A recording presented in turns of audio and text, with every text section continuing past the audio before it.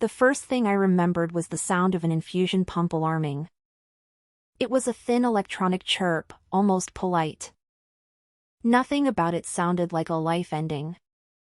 I had been standing beside room 614 with a medication cup in one hand and my phone in the other when the rapid response alarm went off.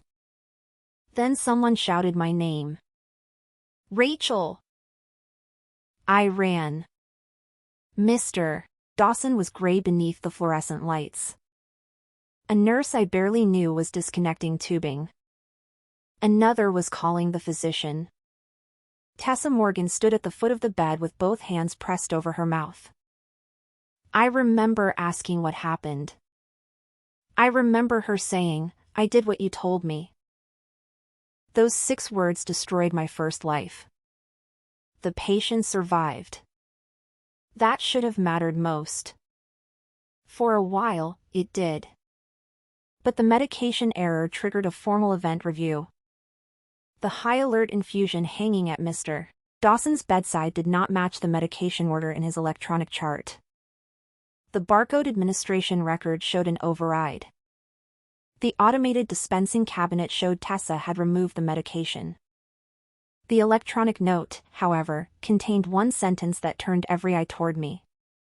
Per preceptor Rachel Foster's telephone instruction, administered substitute medication due to supply delay. I had been off the unit at the time, covering an emergency staffing meeting. Tessa claimed she called me. My phone log showed a 41-second call from her number.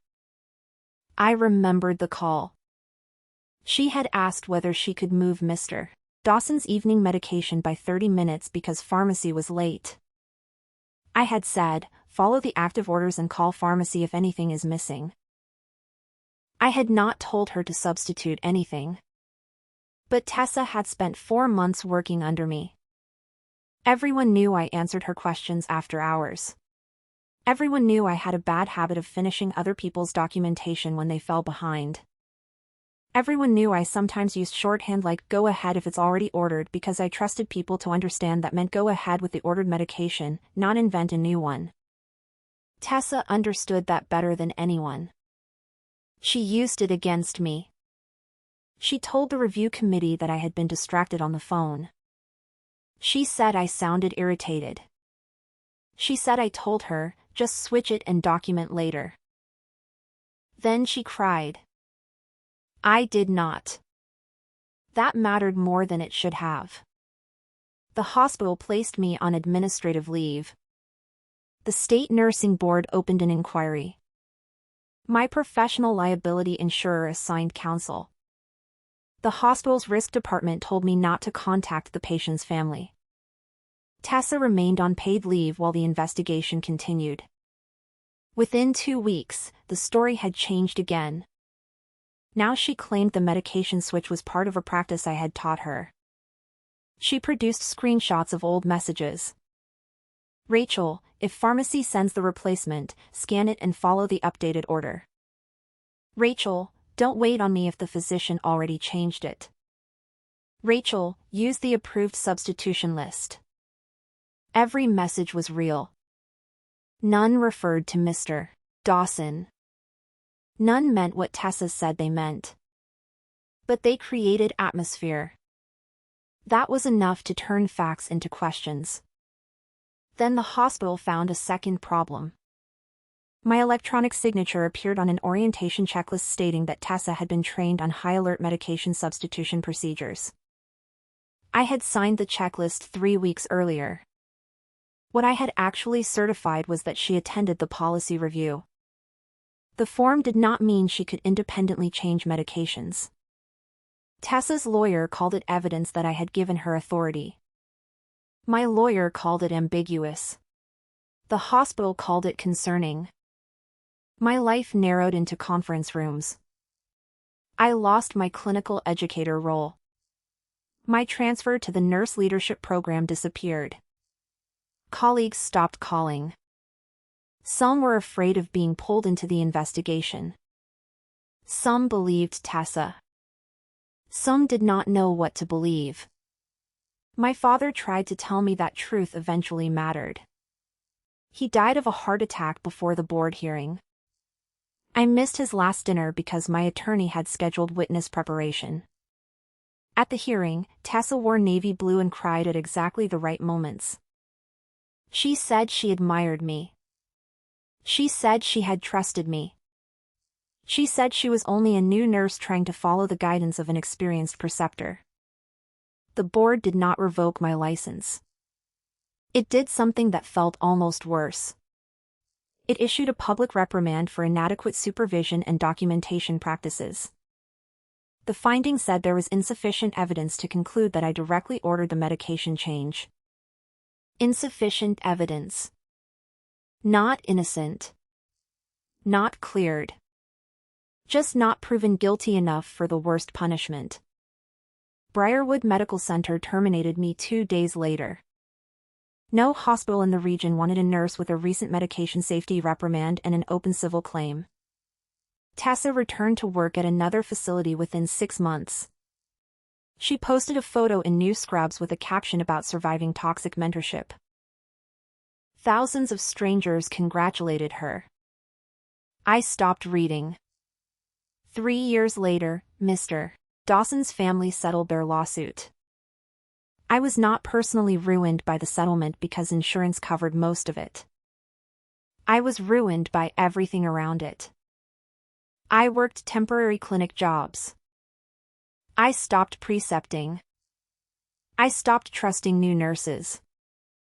I stopped answering my phone unless I recognized the number. Then one night, driving home after a 12-hour flu clinic shift, I fell asleep at a red light. A horn startled me awake. I pulled into a parking lot and cried until dawn. The next week, I resigned. The week after that, I found an old external drive while packing my apartment. On it was a folder of orientation documents from my years at Briarwood. I opened it without thinking. Inside was a draft evaluation I had written about Tessa the day before the medication error. I had forgotten it existed.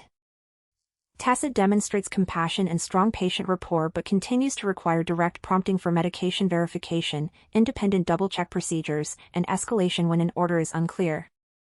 At present, I cannot recommend advancement to the cardiac intensive care residency without an additional remediation period. My hands shook. The file metadata showed I created it at 7:18 p.m. The night before the incident. I remembered Tessa using my laptop at the nurse's station that evening because her workstation had frozen. I remembered stepping away to speak with a patient's daughter.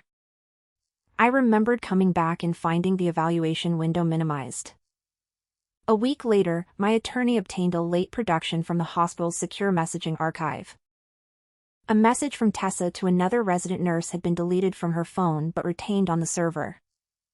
Tessa, she's going to fail me. Tessa, I saw the eval. Other nurse, did she say that? Tessa, she doesn't have to. Tessa, if she gets pulled into a safety review before committee meets, they can't use her recommendation. Other nurse, what are you talking about? Tessa, nothing. The timestamp was 8:02 p.m. The night before Mr. Dawson's medication was switched. By then, the board case was closed. The hospital had settled. My reputation had hardened around the version of me people remembered. The evidence arrived too late.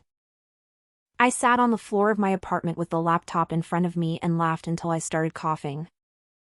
Then I cried.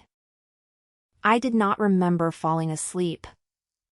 I remembered opening my eyes to the smell of coffee. Not my apartment. My old condo. The one I had sold to pay legal fees. Morning light lay across the bedroom floor. My phone vibrated on the nightstand. I grabbed it. Tuesday, October 14th.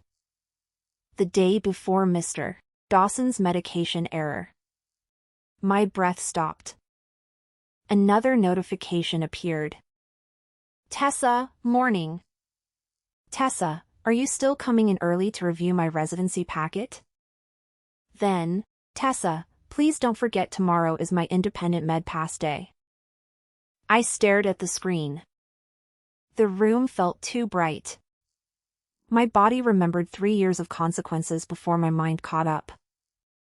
I ran to the bathroom and vomited. When I came back, my phone was ringing. Tessa. I watched it vibrate until the call ended. Then I looked at the date again. October 14th. Not the day of the error. The day before. Close enough to stop it. Close enough that everything was already in motion. I did not need to expose Tessa immediately. I did not even know exactly what she planned to do this time. I knew only the pattern. She expected me to be her preceptor tomorrow. She expected access to my habits.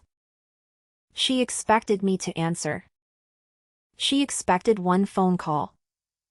So I changed one thing. Then another.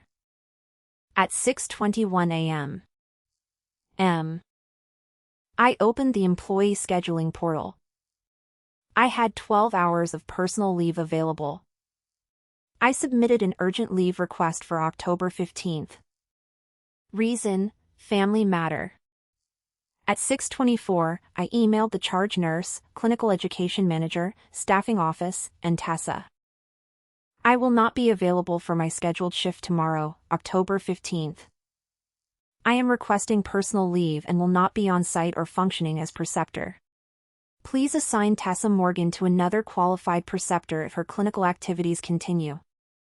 During leave, I will not provide remote medication verification, clinical approval, order interpretation, telephone authorization, or documentation on behalf of unit staff. All patient care questions should be escalated through the on-duty charge nurse, pharmacy, provider, or assigned preceptor. Please confirm reassignment in writing. My finger hovered over send. The old Rachel would have worried about sounding dramatic. The old Rachel would have written, "Sorry for the inconvenience." The old Rachel would have added, "I'll keep my phone on if anyone needs me." I deleted the apology I had typed automatically. Then I sent the email. At 6:31, my manager, Denise Walker, replied. Leave approved. We'll reassign coverage. At 6:34, charge nurse Erin Brooks replied. Received. Tessa will be paired with Monica Shaw tomorrow. At 6:37, Tessa texted me. Tessa, wait, what? Tessa, you're off tomorrow? I did not answer. At 6:38, Tessa, is this because of my eval? My heart kicked. She knew. Or suspected. I took a screenshot. Then I typed, my leave is unrelated to your evaluation. Please direct tomorrow's clinical questions to your assigned preceptor and charge nurse. Tessa, but you know my patients. I will not be working tomorrow. Tessa, can I call if something is weird? No. I stared at that word. No. No explanation. No softening. No backup offer. Tessa, Rachel? I will be unavailable. Tessa, that's not fair. I did not respond. At 7:05, Denise called. Everything okay? Yes. You don't usually take last-minute leave. I need the day.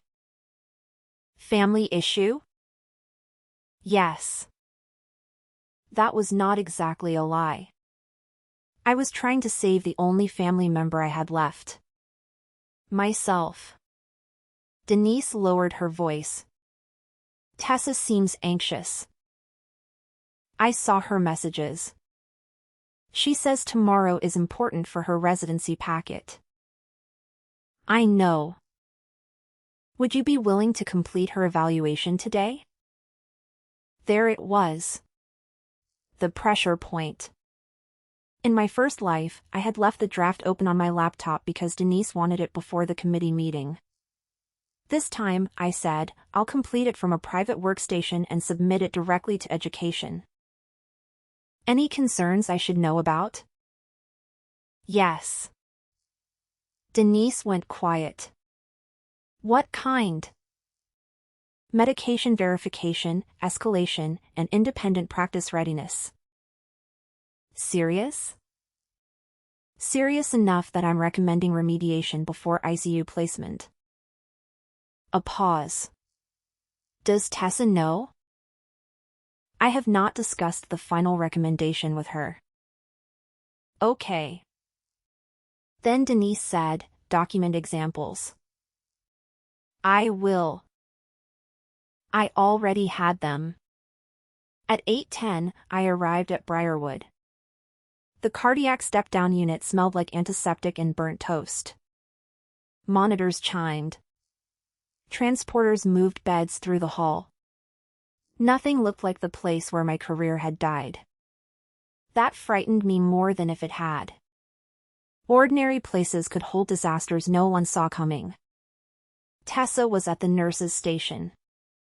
She smiled when she saw me. Then her eyes flicked to my bag. You came. I'm working today. I thought maybe you were taking today off too. No. She followed me toward the medication room. Can we talk? After a report. It'll take 2 minutes. After a report. Her smile disappeared. I kept walking. At 8:32, I logged into a private education office using a workstation Tessa could not access.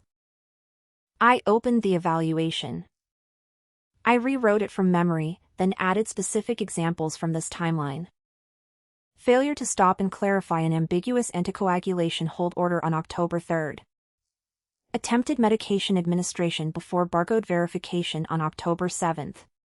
Required reminder to obtain independent double-check for a high-alert infusion on October 10th. Improvement noted after coaching, but pattern remains inconsistent under workload. Recommendation: extend supervised orientation and defer ICU residency advancement pending remediation. I saved it to the Secure Educator drive. I submitted it through the evaluation portal. Then I logged out. At 9:04, I emailed Denise. Tessa's evaluation has been submitted through the Secure portal.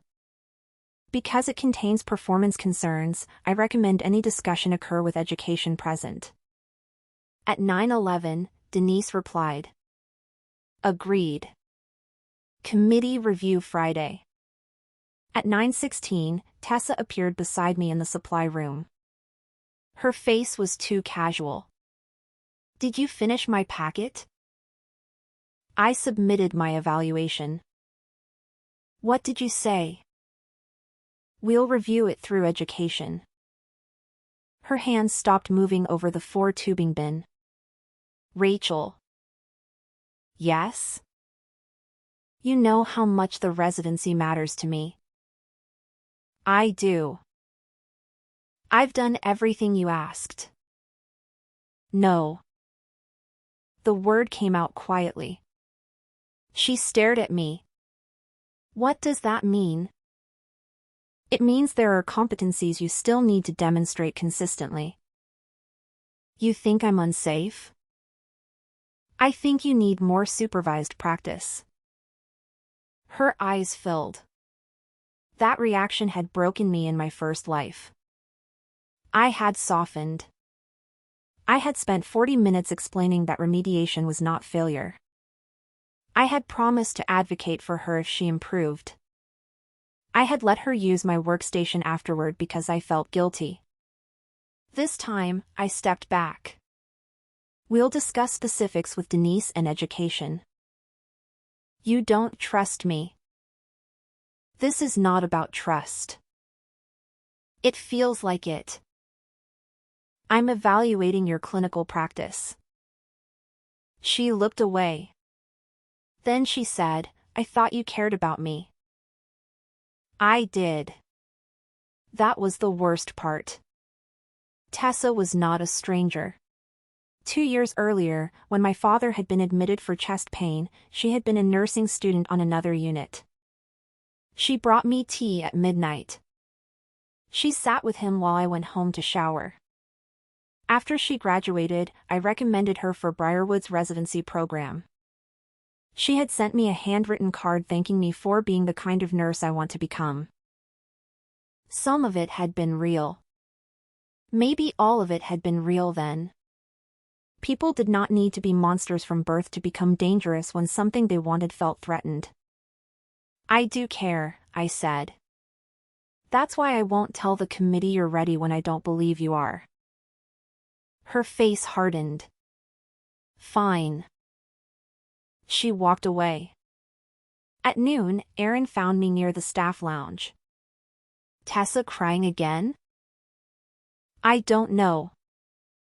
She asked if she can switch preceptors permanently. That may be appropriate. He raised an eyebrow. You two okay? She's unhappy with my evaluation. Ah. He leaned against the wall. You're taking tomorrow off? Yes. Monica's covering her. Good. Anything I should warn Monica about? I thought carefully. Tell her to follow normal policy and not rely on anything Tessa says I approved in advance. Erin looked at me. That specific? Yes. Why? Because I want a clean handoff. He nodded slowly. I can do that. Then I added, please document the reassignment in the staffing note. Already did. I almost smiled. Normal systems were beautiful when you let them work. At 2:18, pharmacy called the unit about a formulary change for one of Tessa's patients scheduled the next day. I was standing near the desk when she answered. Okay, she said. No, Rachel's my preceptor. She glanced at me. She'll be here. My skin prickled. I stepped closer. Tessa. She covered the receiver. What? I will not be here tomorrow. She rolled her eyes. I mean normally. Tell pharmacy who your assigned preceptor is tomorrow. Her face tightened. Then she returned to the call. Monica Shaw. I walked away. At 3:07, I sent myself no screenshots. I did not photograph patient information. I did not take anything I was not authorized to possess. Instead, I created a personal contemporaneous note at home later with only non-patient facts. Date. Time. Conversation. No protected health information. No speculation. That mattered. In my first life, desperation had tempted me to collect everything. This time, I wanted clean evidence. At 5:42, I clocked out. Tessa was sitting in the break room. She looked up when I passed. You're really turning your phone off tomorrow? Yes. Why? I'm on leave. You always answer. I won't tomorrow. What if Monica needs something only you know? She can call the charge nurse, provider, or pharmacy. What if it's about one of your patients? They will be assigned to on-duty nurses. She stared at me. This is because of me. No. I don't believe you. You don't have to. Her mouth opened. Then closed. I left. At home, I ate dinner with my father. That alone almost broke me. He complained about the baseball game. He overcooked chicken. He asked why I kept staring at him. What? Nothing. You look like I grew another head. I missed you.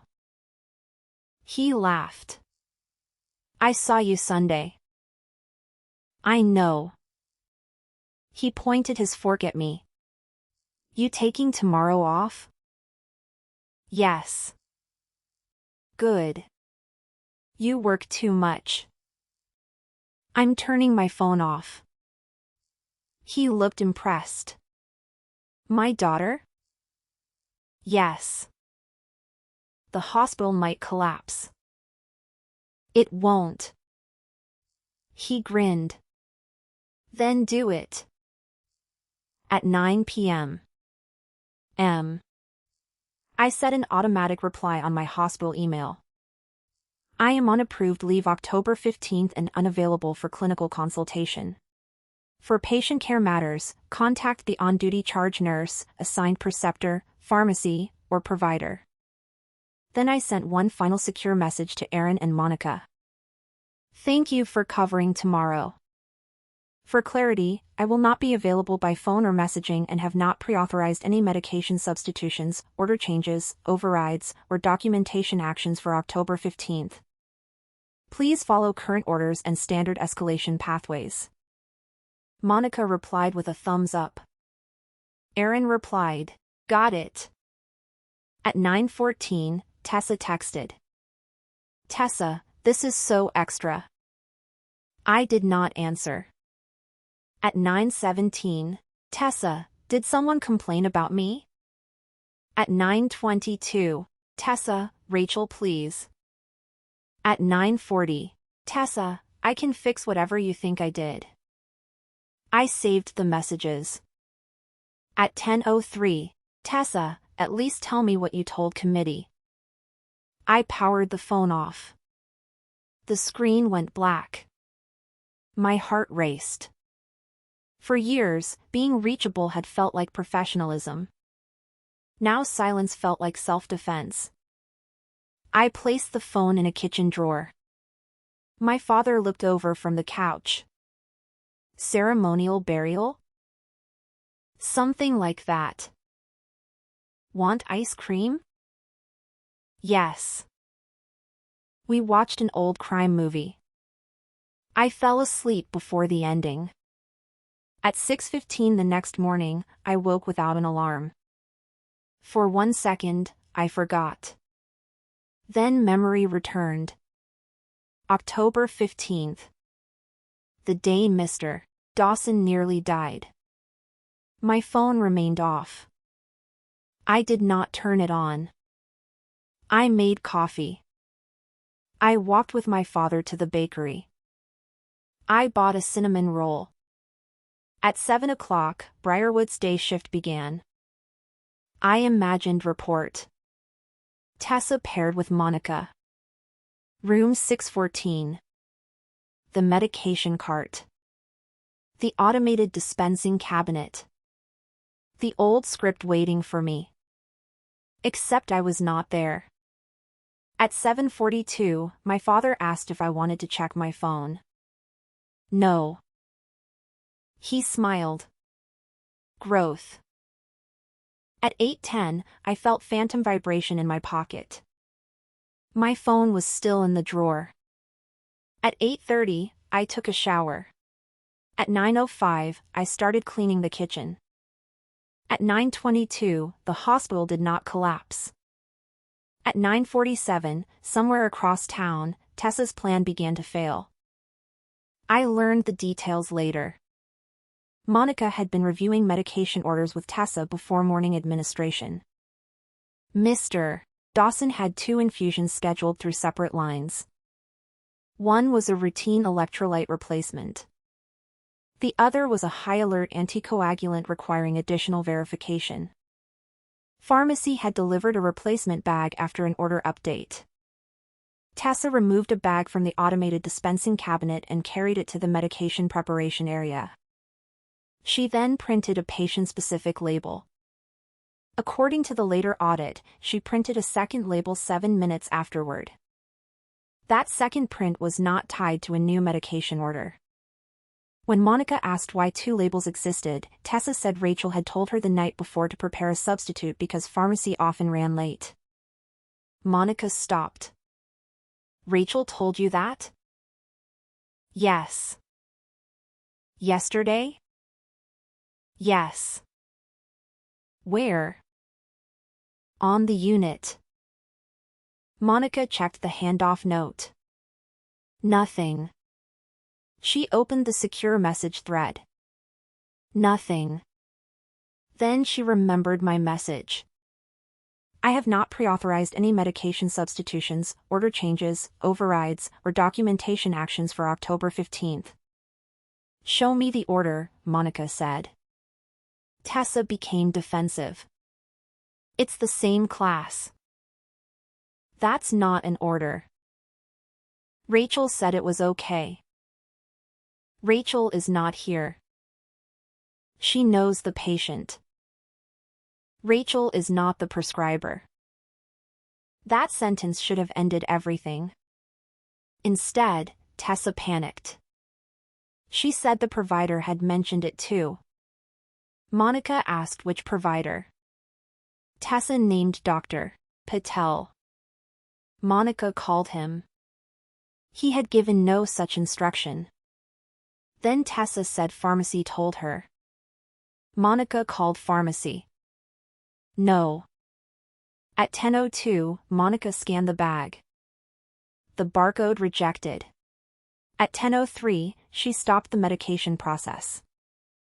At 10:05, she notified Aaron. At 10:09, pharmacy arrived to reconcile the medications. At 10:14, they found that the physical bags and printed labels did not match the expected preparation sequence. No medication had reached the patient. The error was caught before administration. Mr. Dawson never deteriorated. No rapid response alarm sounded. No one shouted my name. The future had already changed. Tessa, however, did not know how thoroughly.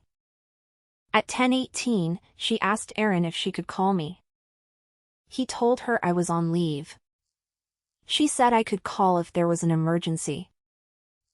Aaron pulled up my written message. No, she explicitly said she was unavailable. Tessa stared at the screen. Then she said, she told me verbally. When? Yesterday. What exactly did she say? She said if pharmacy sent something different, I could substitute it as long as I scanned it. Aaron knew me. He also knew medication policy. Rachel would not authorize a substitution outside an active order. She did. Then we'll document your statement. According to Aaron, that was when Tessa's hands started shaking. At 10:26, she asked to go to the bathroom. At 10:31, she returned without her phone. At 10:44, hospital medication safety opened an incident review. At 11:03, Tessa changed her story again. Now she said the extra label had been printed accidentally. At 11:12, she said she thought the new bag was an approved equivalent. At 11:20, she said Rachel had previously taught her that equivalent products could be exchanged. At 11:31, Monica wrote a contemporaneous statement. At 11:48, Aaron removed Tessa from independent medication administration pending review. At noon, Denise was notified. At 12:15, she called me. My phone was off. The call went to voicemail. At 12:17, she emailed my automatic reply. At 12:23, she called my father because he was listed as my emergency contact. He did not answer. We were at lunch.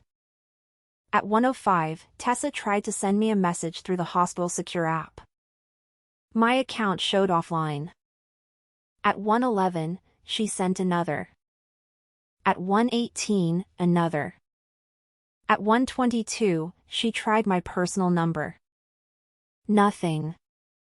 At 1:35, according to the telecom log later preserved by legal, she called 6 times in 9 minutes. Every call went straight to voicemail because the device was powered down. She could not create the 41-second conversation that had destroyed me before. So she created something else. A note. At 2:04, she entered an addendum into her orientation journal. Discussed anticipated medication substitution with primary preceptor Rachel Foster on October 14. Rachel advised proceeding if equivalent product available and documenting after administration.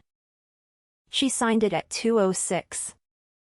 The system preserved more than the words. It preserved when the entry was created. It preserved that it was created after the medication discrepancy had already been reported. It preserved that no earlier version existed. At 2:30, Denise placed Tessa on administrative leave. At 4 o'clock, I was at a grocery store deciding between 2 kinds of pasta. I knew none of this yet. That was important. I was not orchestrating the investigation from the shadows. I was not sending anonymous warnings. I was not watching through hospital cameras. I was absent. The system was finally being forced to function without me as its invisible safety net. At 6:12 p.m. I turned my phone back on. The screen exploded with notifications. 12 missed calls. 7 voicemails. 9 texts from Tessa. 4 emails from Denise. 2 messages from Aaron. 1 from Monica. My chest tightened. My father stood beside me. Bad? I don't know yet. I opened Denise's email first. Rachel, there was a medication safety event today involving Tessa. No medication reached the patient and the patient is stable. Tessa has made statements indicating you may have provided prior verbal guidance related to substitution. Because you were on approved leave and unavailable today, we are preserving records and requesting a formal statement from you tomorrow. Please do not contact Tessa regarding the event. My hands stopped shaking. No medication reached the patient.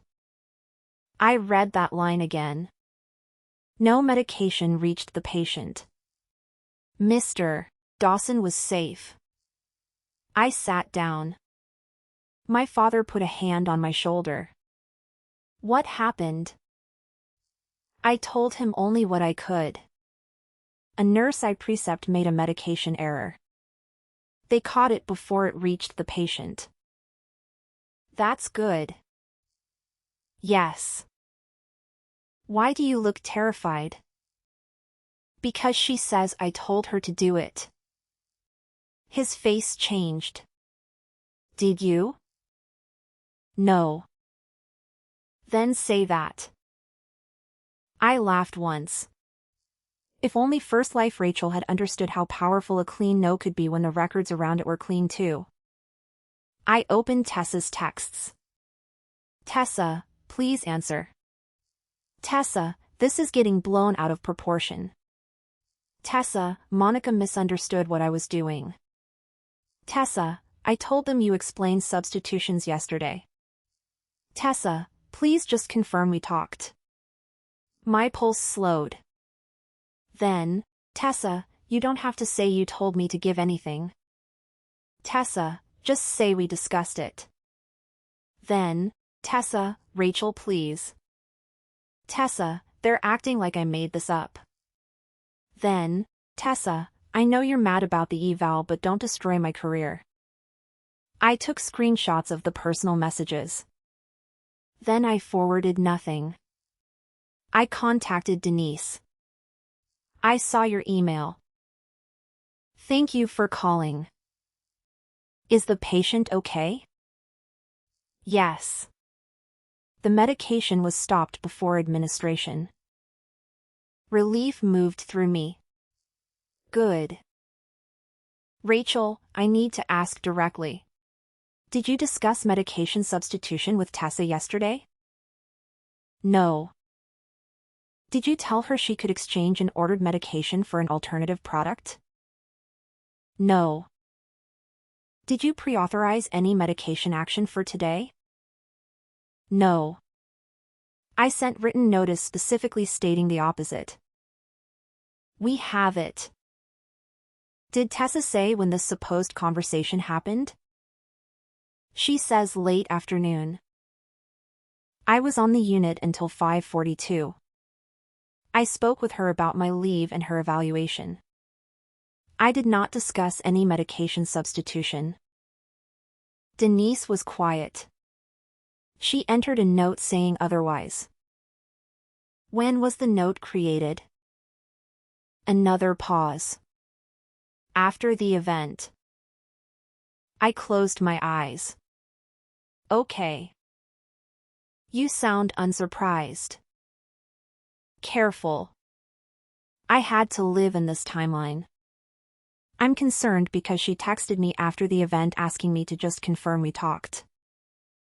Denise's voice sharpened. Do not delete that. I won't. Do not reply. I haven't. Can you send screenshots to HR tomorrow through the secure process? Yes. Rachel. Yes? Why did your leave email explicitly say you had not pre-authorized substitutions? The question I knew would come. I had prepared a truthful answer. Because yesterday Tessa identified me as her preceptor to pharmacy after I had already told her I would not be present today. I was concerned my name might continue to be used informally after reassignment. That happened? Yes. Pharmacy called about an order issue. She said I would be here. I corrected her. Did anyone witness that? I don't know. It happened at the nurse's station. Okay. I did not need a witness. The point was not to prove prophecy. The point was that my precaution had a contemporaneous reason. Denise exhaled. We'll talk tomorrow. Should I come in? Yes, but not to the unit. Meet HR and medication safety at 9. Understood.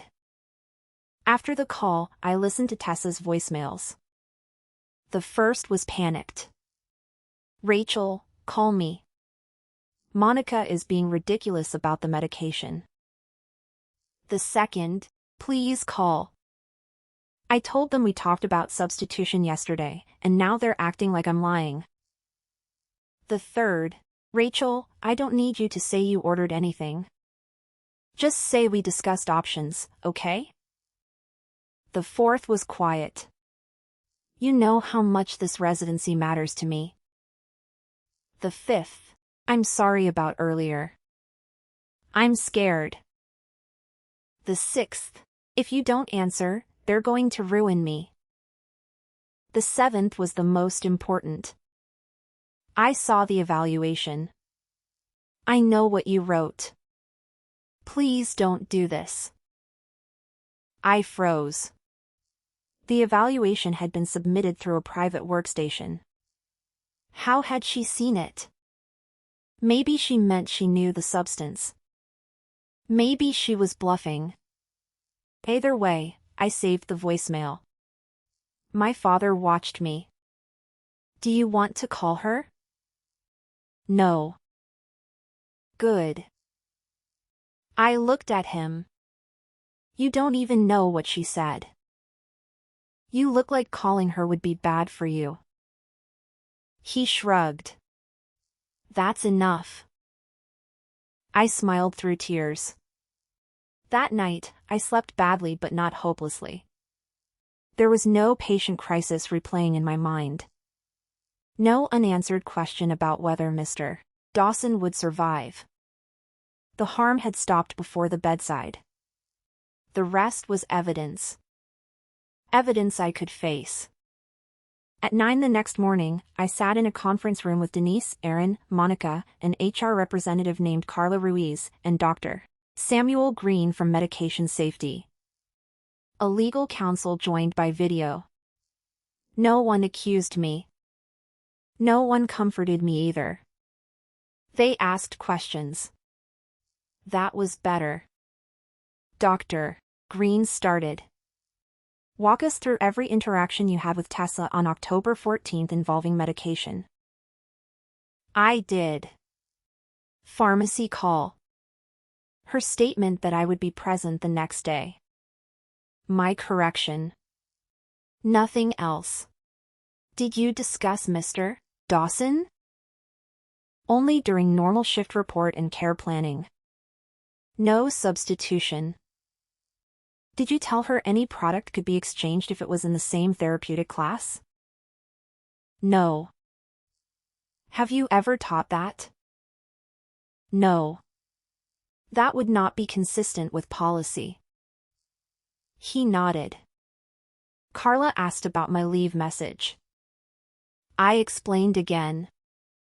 Then Monica described what happened. When she reached the point where Tessa named me, I felt heat rise in my face. Monica looked at me. I knew you weren't available. That's why it sounded strange. Thank you. She continued. She kept trying to turn it into something Rachel had already approved. Dr. Green asked, did she produce any contemporaneous instruction? No. Order? No. Pharmacy communication? No. Provider communication? No. Secure message? No. The lawyer spoke from the screen. We have reviewed Ms. Foster's hospital account activity. My stomach tightened. There were no logins between 5:58 p.m. October 14th and 8:47 a.m.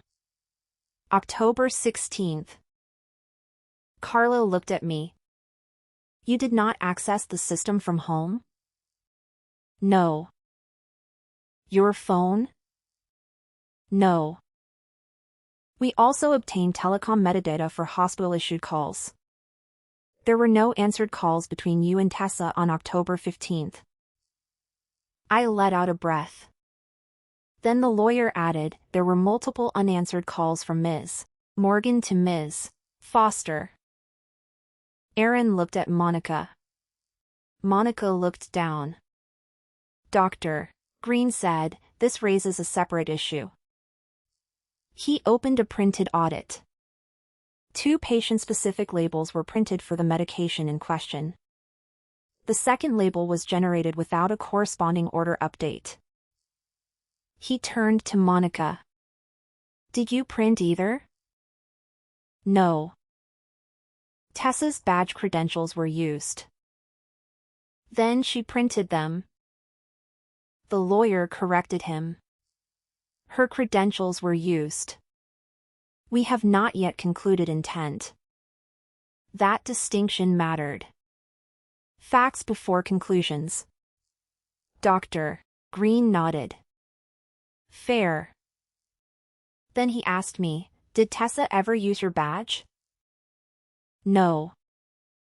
Your password? No. Your workstation while logged in? My stomach tightened. In the past, she may have been near my workstation while I was logged in. I do not allow staff to document under my account. That wasn't my question. I took a breath. The day before, I used a private education office to complete her evaluation and logged out before leaving. She did not have access with me present. Why private? Because I was documenting performance concerns. Denise looked at Carla. Carla wrote something. The meeting lasted 90 minutes. At the end, I asked one question. Am I under investigation? Carla answered carefully.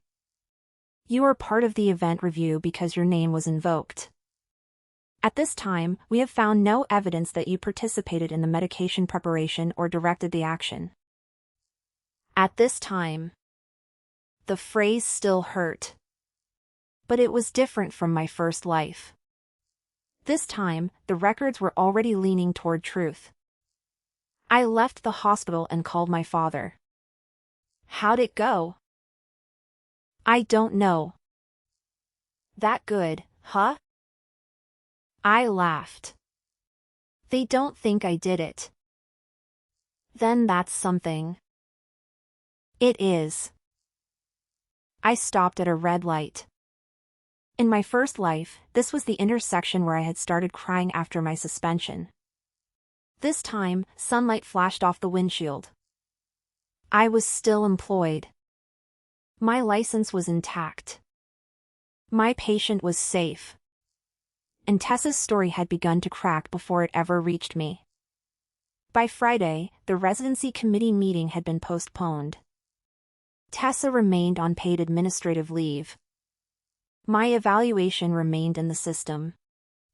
That should have been the end of the immediate problem. Instead, it opened a larger one. At 10:18 Friday morning, Denise asked me to come to HR. Carla was waiting with a laptop open. Sit down. I sat. Carla folded her hands. We found a document in Tessa's cloud workspace. My shoulders tightened. What document? A draft statement. She turned the screen. The title read, Medication Event Summary. Created October 14th, 8:36 p.m. The night before the incident. I read the first paragraph. During independent medication administration, I followed prior verbal guidance from preceptor Rachel Foster regarding therapeutic substitutions during pharmacy delays. If a discrepancy is later identified, I want it documented that I acted in good faith based on training received. My vision narrowed. The event had not happened yet.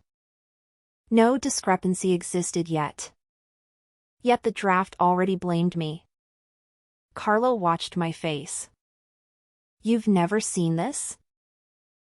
No. The file was created from Tessa's hospital cloud account. Can she say it was a general practice statement? She can say anything. Carla's voice stayed neutral. We're determining what the evidence supports. I kept reading. The second paragraph was worse. Rachel often instructs residents by phone and may not document every informal teaching conversation. I have relied on this throughout orientation. The wording was careful. Not Rachel told me to switch Mr. Dawson's medication. Not yet. A foundation. A narrative waiting for an event. Why did she write this? I whispered. Carla did not answer. Then she opened another screen. A search history from the hospital's learning portal. October 14th, 7:51 p.m. Medication barcode override policy. October 14th, 7:54 p.m. Late entry documentation standards. October 14th, 7:57 p.m. Preceptor accountability medication error. October 14th, 8:01 p.m. Correcting medication administration record after error. All legitimate educational pages. Nothing illegal about reading policy. But together with the draft statement, the pattern changed. She was preparing, I said. Carla nodded slightly. That is one interpretation. Is there another? She could claim she was anxious about competency evaluation and reviewing policies generally. I looked at the draft. Then why write my name? That is the question. I thought about the message from my first life. If she gets pulled into a safety review before committee meets, they can't use her recommendation. This life had produced something cleaner. Still not proof of every intention, but enough to investigate. Did she access my evaluation? Carla's expression changed. That's the other reason you're here. My stomach dropped. The evaluation portal shows no unauthorized access. Then how did she know? We reviewed endpoint logs from the private education workstation you used. I waited. The workstation was secure. You logged out. Relief came too early. Carla continued. But Tessa's badge accessed the education corridor at 5:11 p.m. Yesterday. After I left? Yes. Why? She says she was looking for Denise. Was Denise there? No. What did she do? We do not have cameras inside staff offices. Good. No convenient omniscient footage. Badge logs show she entered the corridor and left 7 minutes later. That doesn't prove she saw anything. No. Then why mention it? Because a printer in the education office generated one copy of an orientation summary at 5:14. My mouth went dry. Whose? The print job originated from a shared workstation under guest access. The document was Tessa's own orientation summary. It did not include your final recommendation. So she may have printed her own records. Yes. Carla paused. But she told Denise this morning that she saw you write that she was unsafe for ICU. I never used that phrase. Carla looked up. You didn't? No. My language was defer advancement pending remediation. She typed something. Then her wording is not a quote. No. Good to know. The investigation was not a movie. There was no single moment when everyone gasped and the villain collapsed. There were small contradictions. A draft created too early. A note created too late. A phrase nobody had written. A search history that made sense until it sat beside everything else. Truth accumulated. So did fear. Tessa's attorney contacted the hospital Monday. He argued that she was being scapegoated for a system failure. He claimed inadequate orientation, inconsistent preceptor boundaries, unsafe staffing ratios, confusing pharmacy communications. Some of those complaints were not entirely wrong. Hospitals were messy. Staffing was tight. Orientation practices varied. That was what made her defense dangerous. A liar did not need every part of the story to be false. She only needed enough truth around the lie to make people hesitate. Her attorney also requested preservation of my personal messages with Tessa. My lawyer advised me to cooperate through formal channels. I had already saved them. The hospital extracted work-related texts under a written consent protocol. There were hundreds. Tessa, can I give the PRN med now? Rachel, check the parameters in the active order. Tessa, pharmacy sent a different concentration. Rachel, do not administer until pharmacy clarifies and the MAR matches. Tessa, patient wants to skip the pill. Rachel, document refusal and notify provider if clinically indicated. Tessa, can I just fix the chart later? Rachel, no. That last one was from August. Carla read it twice. So your historical messages consistently direct her back to the active order. Yes. Her statement says you taught informal substitution. I didn't. What did you teach? To stop if the order, product, or barcode didn't match. Dr. Green later called that basic medication safety. I called it the thing that would have saved my first life if Tessa had followed it. A week after the incident, Mr. Dawson's daughter asked to speak with nursing leadership. I was not invited. I did not contact her. Later, Denise told me the family had been informed about the near miss according to hospital disclosure policy. They were understandably upset. But because the medication never reached him, the conversation centered on prevention, not injury. That mattered more to me than any revenge. Mr. Dawson went home 2 days later. I saw him once before discharge from the far end of the hallway. He was wearing a green sweater. His daughter carried a plastic bag of belongings. He did not know my name. He did not need to. I went into the supply room and cried quietly for 5 minutes. Then I washed my face and returned to work. My father was alive. My patient was alive. My career was still mine. Those 3 facts felt larger than punishment. Tessa, however, was not finished. Her attorney submitted a formal grievance alleging retaliation. The theory was simple.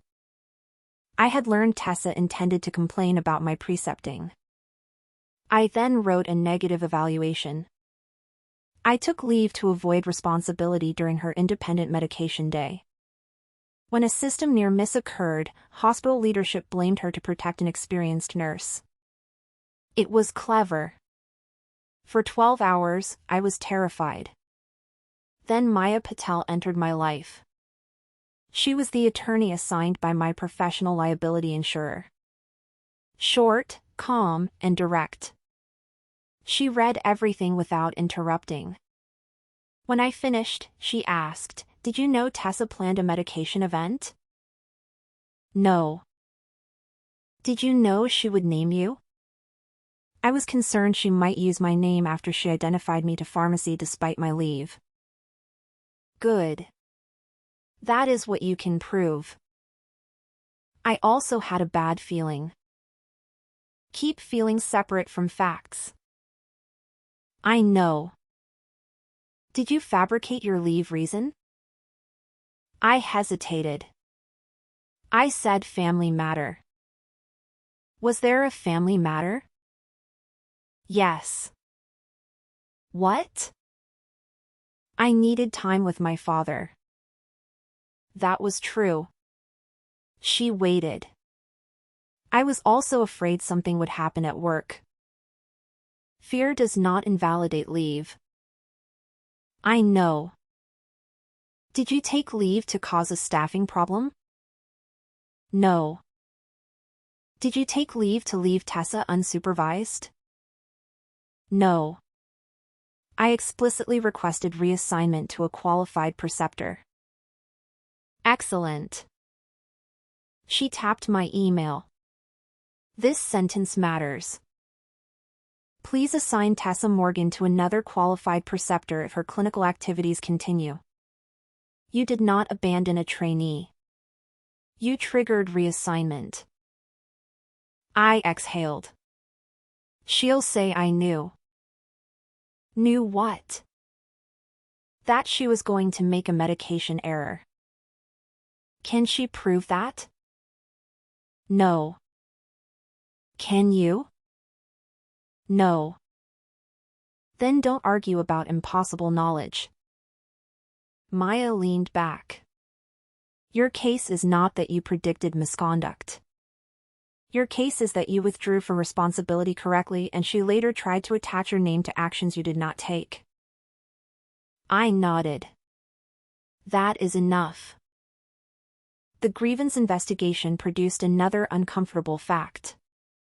Tessa had asked Monica the morning of the incident whether I had left any special instructions. Monica said no. Tessa asked again after report. Then she asked Aaron. Then pharmacy. Each answer was no. That did not stop her from claiming later that I had given verbal instruction. The sequence mattered. If she truly believed I had pre-authorized a substitution, why search for supporting instructions after arriving? Her attorney said she was merely trying to confirm. Possible. Again, possible was not proof. Then the label audit returned. The first label Tessa printed corresponded to the correct ordered medication. The second label corresponded to a different product available on the unit. The barcode mismatch occurred because the physical bag she brought to the bedside did not match the active order. No medication administration occurred because Monica stopped the process. The medication safety team could not determine with certainty whether Tessa intentionally switched the bag or simply handled the wrong one and then tried to rationalize it. That distinction became the center of the case. I wanted them to call it intentional. I remembered my first life. I remembered the draft. I remembered the late note. But Maya stopped me. You do not need to prove she intended to hurt a patient. I know. Do you? I looked at her.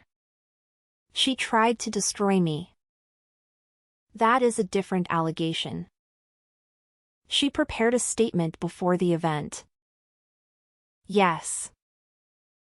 She named me. Yes. She later changed the note. Yes. Isn't that enough? For retaliation or dishonesty review, perhaps. For intentional patient harm, no. I hated the answer. Then I realized I respected it. Truth needed boundaries too. I could not become so desperate to expose Tessa that I turned inference into fact. The hospital convened a professional practice review 3 weeks after the incident. It was not public to the outside world. But inside Briarwood, it was the room that mattered. Nursing leadership. Medication safety. HR. Clinical education. Risk management. A peer nurse reviewer from another campus. Tessa attended with counsel. I attended with Maya. Monica and Aaron were called separately. Denise sat at the far end of the table. The chair, Dr. Elaine Porter, began with a warning. This is not a forum for character judgments. We will distinguish patient safety findings, employment findings, and professional practice findings. I liked her immediately. Tessa's attorney began. He described her as a newly licensed nurse in an inconsistent orientation environment. He emphasized staffing pressure. He showed messages where I answered clinical questions after work. He showed late-night texts. He showed my habit of being available. Ms. Foster blurred the boundary between scheduled supervision and informal supervision. Maya whispered, "Let him." He continued. Ms. Morgan reasonably believed prior verbal guidance remained applicable. Dr. Porter asked, to an unordered medication substitution? The attorney said, to equivalent product handling. Dr. Green spoke. The products involved were not interchangeable under a nurse-driven protocol. Was that obvious to a novice? It was covered in orientation. By Ms. Foster? By pharmacy education and the preceptor. The attorney turned to me. Ms. Foster, did you sign that Tessa completed this training? Yes. So you certified competency? No. I certified attendance and review. He displayed the checklist. Your signature appears beside competency education completed. Yes. Would a reasonable resident understand that as approval? Approval of completed education, not independent authority to change orders. Is that distinction printed on the form? Doctor. Porter answered before I could. The form is part of an orientation packet. Authority comes from policy and active orders, not the preceptor's signature. The attorney moved on. He showed one of my old texts. Rachel, if pharmacy sends the replacement, scan it and follow the updated order. Did you write that? Yes. Is that substitution guidance? No. What is it? Guidance to follow an updated order. He read it again. If pharmacy sends the replacement. Correct. So you anticipated a different product. After an updated order. Where does the message say a provider must enter it? Follow the updated order means the order must exist. He frowned. Could a novice misunderstand? Yes. That answer surprised him. I continued. That is why a novice is trained to stop when the barcode or active order does not match, and to escalate to pharmacy, the provider, or the assigned preceptor. Did Tessa stop? No. Did she have an assigned preceptor? Yes. Monica. Did you abandon your role? No. I was on approved leave and reassignment was confirmed. He changed direction. Why turn off your phone? Because I was on leave. You had never done that before. Correct. Why that day? Because I wanted a clear boundary between being off duty and providing clinical guidance. Why?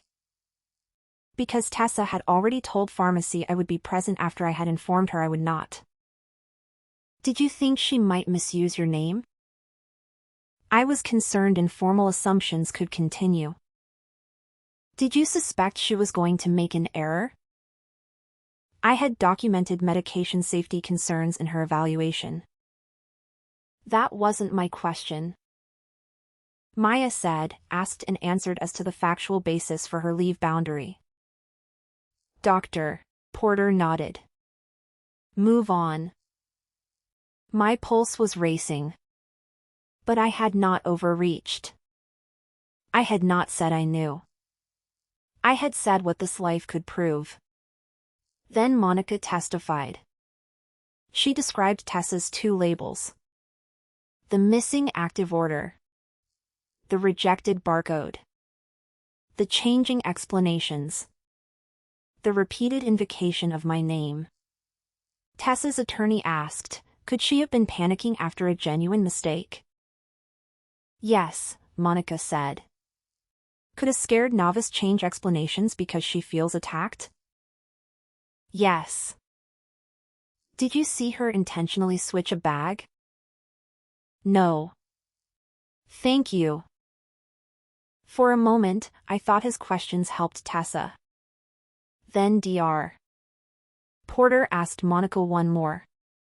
What caused you to stop the medication process? Barcode mismatch and lack of a valid order. Not Rachel's email? No. The email made me skeptical of Tessa's claim that Rachel had pre-authorized anything. But the medication would have been stopped regardless. That mattered. The system had worked. Not because I engineered a catch. Because normal safety barriers remained intact once I stopped being the unofficial shortcut. Aaron testified next. He described Tessa asking to call me after the discrepancy. He described showing her my message. He described her saying I had given verbal instruction. Then HR presented the timeline. October 14th, 6:24 a.m. My written withdrawal from next day clinical responsibility. October 14th, 6:31. Leave approved. October 14th, 6:34. Monica assigned. October 14th, 7:51 p.m. Onward. Tessa's policy searches. October 14th, 8:36. Medication event summary draft created naming me. October 15th, 9:47.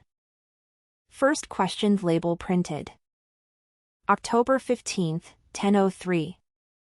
Barcode rejection. October 15th, 10:05. Escalation. October 15th, 10:18. First documented statement invoking me. October 15th, 10:26 onward. Calls to my powered-off phone. October 15th, 2:04 p.m. Orientation journal addendum created claiming prior instruction. The room was silent after the timeline. Tessa looked at her attorney. He leaned toward her. Then he addressed the panel. The October 14th document is being mischaracterized. Ms. Morgan was anxious about her evaluation and drafted a general statement concerning concerns she anticipated might arise from her training. Dr. Porter asked, why did it specifically reference a future medication event? It says during independent medication administration. Correct. That is generic. Dr. Porter read the next sentence. If a discrepancy is later identified. The attorney nodded. She was concerned about inconsistent substitution teaching. Had a discrepancy been identified at that time? No. Had she filed a concern about substitution teaching? No. Had she reported Ms. Foster's alleged guidance to education? No. Why not? The attorney spread his hands. She was a novice afraid of retaliation. Then Denise spoke. Ms. Morgan was given multiple avenues to report preceptor concerns. She used them for scheduling and communication complaints. She never alleged unsafe substitution instruction before the event. The attorney looked toward Tessa. Tessa's fingers were locked together. Dr. Porter asked her directly. Tessa, why did you create the document? Her voice was small. I was scared. Of what? Failing. Failing the residency? Yes. Why did fear of failing lead you to write a medication event statement before an event occurred? I thought Rachel was setting me up. My chest tightened. How? Dr. Porter asked. She kept documenting everything I did wrong. That is part of preceptor evaluation. She wanted me gone. Did she tell you that? No. Did she threaten you? No. Did she falsify your performance record? Tessa looked at me. I don't know. Dr. Porter waited. Tessa swallowed. I saw her writing my evaluation. When? The night before. My eyes narrowed. Dr. Porter said, where? At the nurse's station. I had not written the final evaluation there. In my first life, yes. Not this one. I saw the words cannot recommend advancement. Denise immediately opened the portal audit. Rachel created the final evaluation in Education Office 3 at 8:32 a.m. On October 14th. Tessa shook her head. She had a draft. Do you have evidence of that? No. Did you access her computer? No. Then how did you see it? She left something open. Where? At the nurse's station. Denise looked at me. Rachel? I did not open or edit Tessa's evaluation at the nurse's station that day. Did you have a draft elsewhere? I had personal notes based on observed competencies. They did not contain the phrase Tessa quoted. Dr. Porter turned back to Tessa. Let's assume you believed Rachel planned to defer your residency. Why prepare a statement assigning responsibility to her for a future medication discrepancy? Tessa's eyes filled. I wanted to protect myself. The room changed.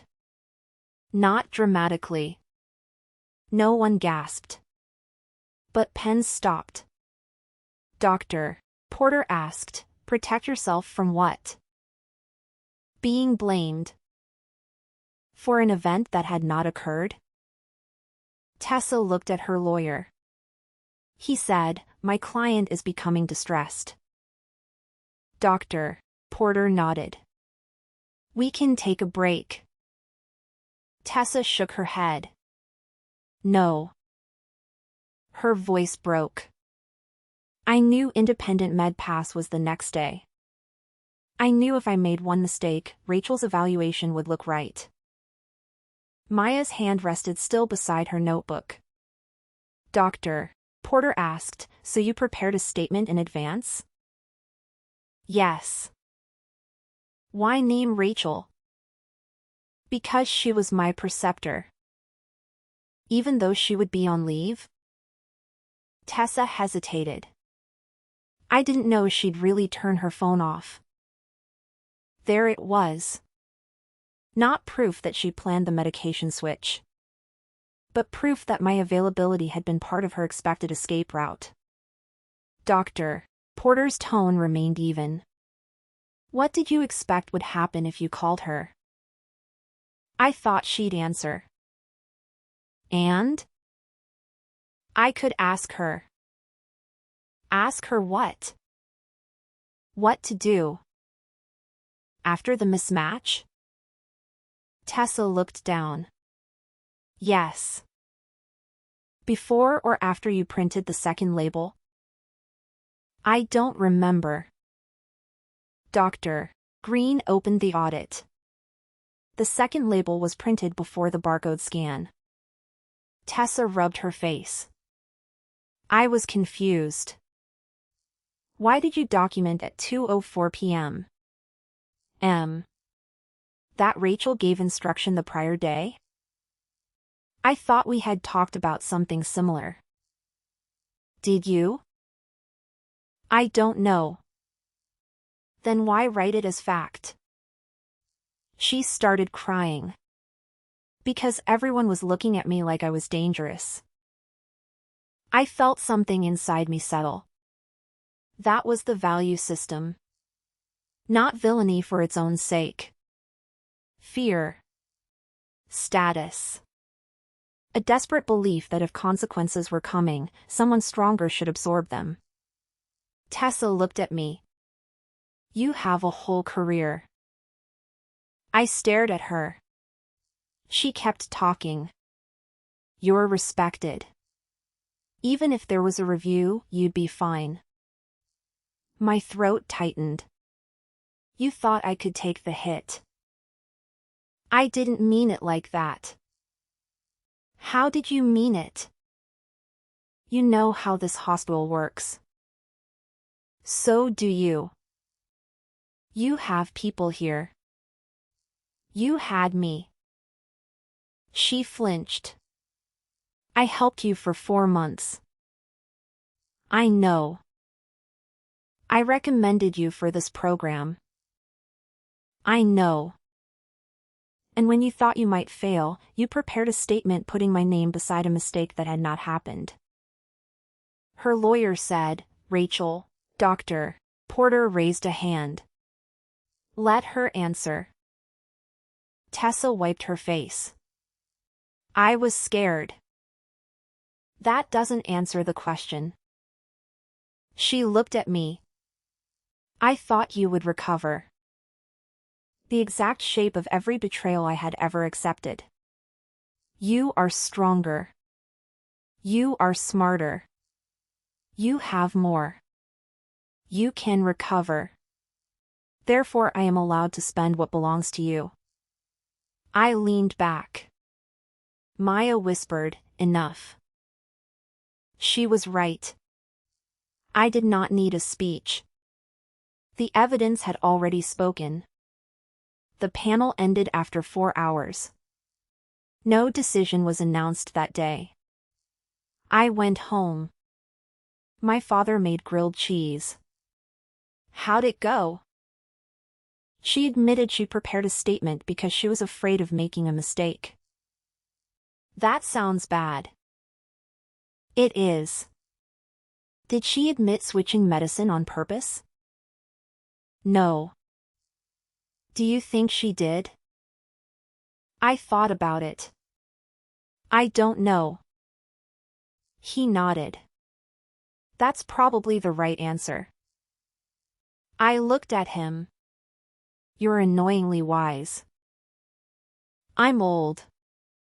It's our only hobby. I laughed. 2 days later, Briarwood issued its findings. The medication event was classified as a near-miss intercepted before patient harm. The review found that Tessa violated medication verification and escalation policy. It also found that she created misleading documentation after the event and made unsupported claims of prior preceptor authorization. The hospital could not conclusively establish that she intentionally selected the wrong product for the purpose of causing a patient event. It did not need to. Dishonesty during a medication safety investigation was enough. Her employment was terminated. The nurse residency program reported the findings to the state board as required. The board opened its own review.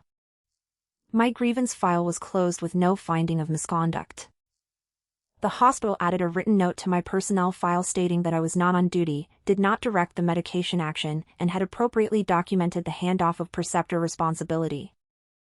I read that sentence 5 times. Appropriately documented. In my first life, documentation had been used to turn every favor into implied authority. In this life, documentation gave responsibility edges.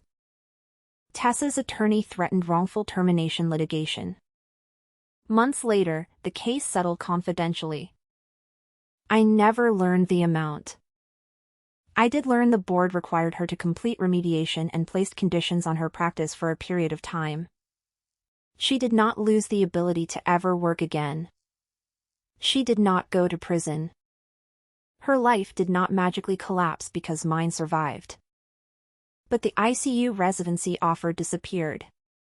The social media announcement she had drafted was never posted. The recommendation I refused to give no longer mattered because her own actions made the decision. That was enough.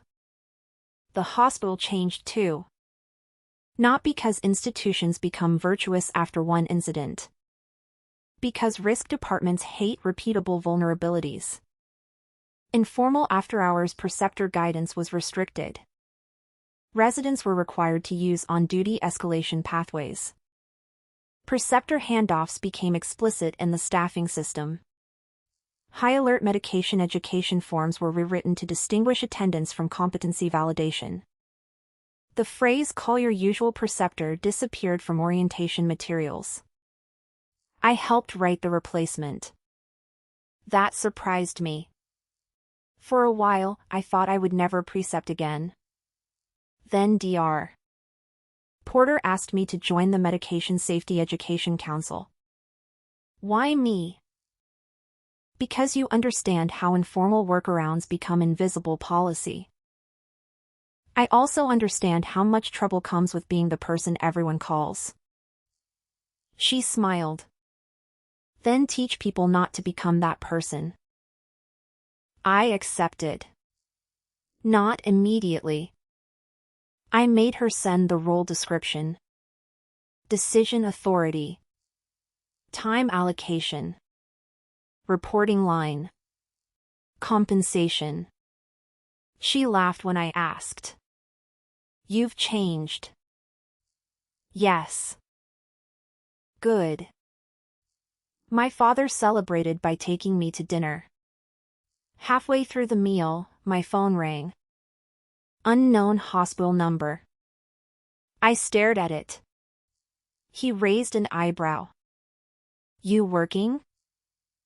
No. Then? I silenced it. The world continued. 5 minutes later, the caller left a voicemail. It was scheduling, asking whether I wanted an overtime shift. I did not. I finished dessert. That tiny act felt almost embarrassingly powerful. Spring came. My father turned 68. We had a barbecue in his backyard. He complained about my cousin's music. He burned hamburgers. He was alive. At one point, I stood near the kitchen window watching him argue with a neighbor about baseball. The grief from my first life hit me so suddenly I had to grip the counter. My aunt found me. You okay? Yes. Sure. I looked at my father. Very. I did not tell her that I had once missed his last dinner because I was preparing to defend a career that should never have been taken from me. I did not tell anyone. Some memories belonged only to the life that no longer existed. At work, my reputation changed in an unexpected way. People still called me reliable. But they stopped meaning endlessly available. New residents heard about me before orientation. Rachel will teach you everything, one said. Just don't ask her to approve something she hasn't seen. I smiled when I heard that. Good. That was exactly the reputation I wanted. One afternoon, a new nurse named Lila approached me after class. Can I ask something? Sure. If I text my preceptor on her day off and she answers, can I follow what she says? Not automatically. What if she knows the patient? Use the on-duty chain. What if it feels silly to bother charge? Safety questions are not silly. She nodded. Then she asked, were you always this strict? I thought about my first life. No. What changed? I learned that being helpful without boundaries can make responsibility unclear. She considered that. Sounds painful. It was. Then she smiled. Thanks. She walked away. I watched her go. No fear. No suspicion. No assumption that every new nurse was another Tessa. That mattered. Healing was not becoming harder. It was becoming more accurate. A year after the near miss, Briarwood held its annual patient safety conference. Dr. Porter asked me to present. My topic was not Tessa. It was not revenge. It was not even the event. The title was When Informal Help Becomes Invisible Authority. I spoke about blurred supervision, after-hours messaging, unofficial workarounds, the danger of documentation that records responsibility without decision power. I showed anonymized process diagrams. I showed how clear handoffs reduce ambiguity. I never told the audience that I had once lived an entire ruined life because one 41-second phone call was allowed to mean more than it contained. Afterward, an older nurse approached me. I answer my residents all the time when I'm off. I used to. You think I should stop? I think your hospital should make sure the person responsible is the person actually working. She nodded. My manager will hate that. Maybe. What if nobody else knows the patient like I do? Then the system has a continuity problem. She laughed. That is a very educator answer. It's also true. That evening, I drove to my father's house. My phone rang at a red light. Hospital. I let it go. The light turned green. I kept driving. When I arrived, my father was on the porch. You ignored work? Yes. Proud of you. It might be important. Then they'll call the person who's working.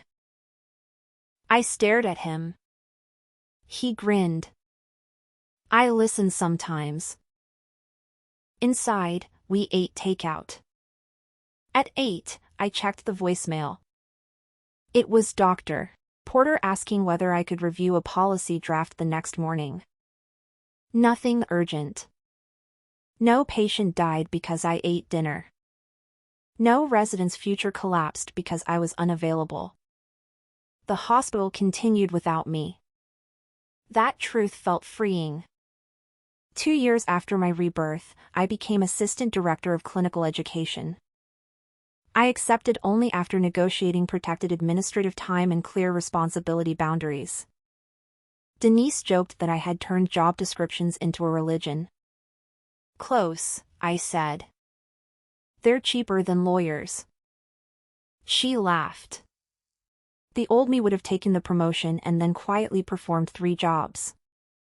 The new me asked who owned each decision. Who signed? Who approved? Who covered when I was off? Who had authority? Clarity was not glamorous. It saved lives. It also saved people. On my first day in the role, I found an old box of orientation materials in my office. At the bottom was the outdated checklist I had once signed for Tessa. Competency education completed. The phrase that had become so ambiguous in my first life. The new version separated 3 lines. Education reviewed. Skill demonstrated under supervision. Independent competency validated. 3 different signatures. 3 different responsibilities. I ran my finger over the page. Then I put the old form in the shredding bin. Not as a symbolic act. Because outdated forms should be destroyed. That made me laugh. My life had become beautifully practical. I did not know what happened to Tessa after her board conditions ended. I heard rumors. A clinic. Then outpatient surgery. Then maybe a move to another state. I did not search her name. I did not need proof that she suffered. I needed only proof that I was no longer carrying her. Mr. Dawson sent the unit a holiday card that winter. He thanked the nurses who cared for him. There was a photo of him standing beside a lake with 2 grandchildren. No one had told him how close he came to receiving the wrong medication. The disclosure had been factual and appropriate, but the near miss was not the center of his life. Good. It should not have been. For years, I had imagined revenge as Tessa finally understanding what she did to me. In the life I kept, revenge became smaller. Cleaner. She reached for my name and found nothing attached. She called and found a powered-off phone. She tried to turn an informal habit into formal authorization and found a written handoff. She tried to write the story after the fact and found timestamps. She tried to make my experience absorb her fear and found that I had already stepped away. That was all. I did not destroy her. I stopped cushioning her from consequences. One October morning, exactly 3 years after the near miss, my alarm went off at 6. For a moment, I remembered another October 15th. The pump alarm. The conference room. The public reprimand. My father's empty chair. Then I opened my eyes. My apartment was quiet. My nursing license hung framed in the hallway because my father insisted I display it. My phone showed no missed calls. I had taken the day off. Not because I was afraid. Because it was my birthday weekend. My father was picking me up at 9. We were driving to the coast. Before leaving, I turned my work phone completely off. The old reflex whispered, "What if someone needs you?" I smiled. Someone would. Hospitals always needed someone. But not always me. At 9:10, my father honked from the street. I grabbed my bag. On the way out, I passed the framed certificate for the Patient Safety Council. Under it was a small card someone had given me after a lecture. Clear responsibility is compassionate responsibility. I did not remember which resident wrote it. I liked it anyway. The drive to the coast took 2 hours. My father talked almost the entire way. At a rest stop, he bought terrible coffee. At noon, we sat on a bench overlooking the water. My phone remained off in my bag. He looked at it. No withdrawal symptoms? Minimal. Should I call a doctor? I know several. He laughed. Wind lifted his gray hair. I looked at him and thought about the life where he had died while I was too busy defending myself to be present. This time, I was present. Completely. Not waiting for a message. Not carrying a unit in my pocket. Not preparing to rescue someone from a choice they had made. Just sitting beside my father. I finally understood what turning off the phone had changed. It had not created evidence. It had removed noise. It had forced the hospital to look at who was actually on duty. It had forced Tessa to use her assigned preceptor. It had prevented one ambiguous conversation from becoming a weapon.